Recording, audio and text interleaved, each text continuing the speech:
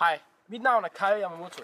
Jeg synes, at aktiv dødshjælp det er et meget spændende emne, og det stiller en masse interessante og etiske spørgsmål.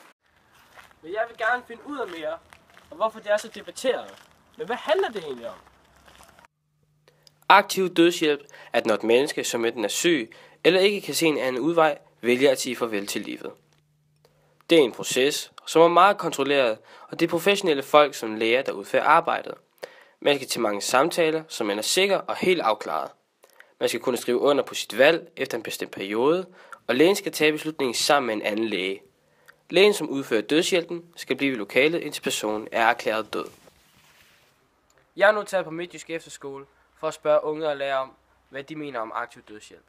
Nu når det ikke står deres hverdag sådan er. Ved du, hvad aktiv dødshjælp er? Ja. Ja. Ja. Ja. Ja. Ja. Er du for eller imod aktiv dødshjælp? Jeg er for. Jeg er for. Jeg er for aktiv dødshjælp. Jeg er for aktiv dødshjælp. Jeg er imod aktiv dødshjælp, men jeg er for passiv dødshjælp. Jeg er for. Hvis et familiemedlem eller en god ven, som lå i den givne situation, som måske havde brug for aktiv dødshjælp, og så spurgte efter det, vil du så støtte dem i det? Det tror jeg vil. Nej. Ja, det vil jeg nok. Ja, helt klart. Et overvejende ja. Nu fik jeg nogle svar her fra mit lokalområde. Men hvad med en større by? Horsens burde gøre det. Ved du, hvad aktiv dødshjælp er? Ja. Ja. Ja. Godt. Er du for eller imod aktiv dødshjælp? Jeg er faktisk lidt for det. Det er for. For. Jeg er for. Jamen, jeg er for. Hvis en af dine venner eller et familiemedlem spurgte efter aktiv dødshjælp, vil du så støtte dem i det? Jeg vil sige støtte ved det. Ja. Ja. Hvis det var relevant for dem. Ja, hvis det var det, der kunne være glad. På diagrammet kan vi se en undersøgelse, som Kristi Dagblad har lavet. Den viser, at 71% af menneskene fra undersøgelsen er for aktiv dødshjælp, og 20% er imod. Men nu da vi ved, hvad mennesker, som ikke skal tage stilling til aktiv dødshjælp i deres hverdag, mener, kunne det være meget interessant at snakke med en fagperson.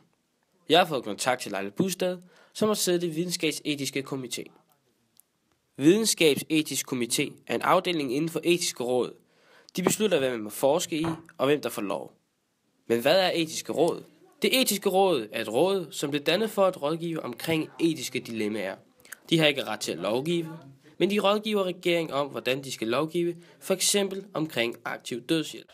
Aktiv dødshjælp. Ja, havde jeg været jæger, så havde jeg ikke ladet mit dyr lide på den måde. Hvorfor skal vi så lade mennesker lide på den måde? Ja, nemlig. Ja.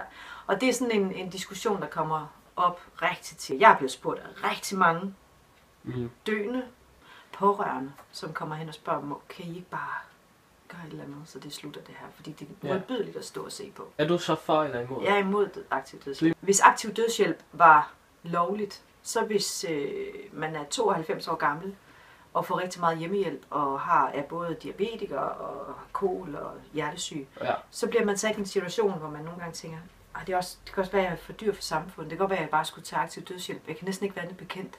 Jeg synes ikke, det er helt rimeligt, og at man skaber et samfund, hvor man overhovedet risikerer at sætte nogen i den situation. Hvad er dit bedste modargument mod aktiv dødshjælp? Det samme år, hvor Belgien de indførte aktiv dødshjælp til børn ned til 12 år. Jeg synes, det er fuldstændig vanvittigt. Det samme år i Danmark, der åbnede man i Danmark det første hospice for børn. Og det synes jeg et eller andet sted, at selvom det kan være hårdt at følge den der dødsproces, så er jeg meget begejstret for, at jeg bor i et land, hvor vi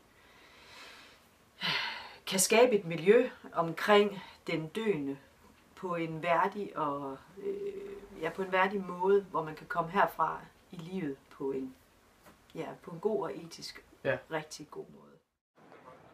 Nu har jeg lært en masse om aktiv dødshjælp og om andres holdninger. Det har sat tankerne i gang hos mig. Hvad med jer? Tak for denne gang.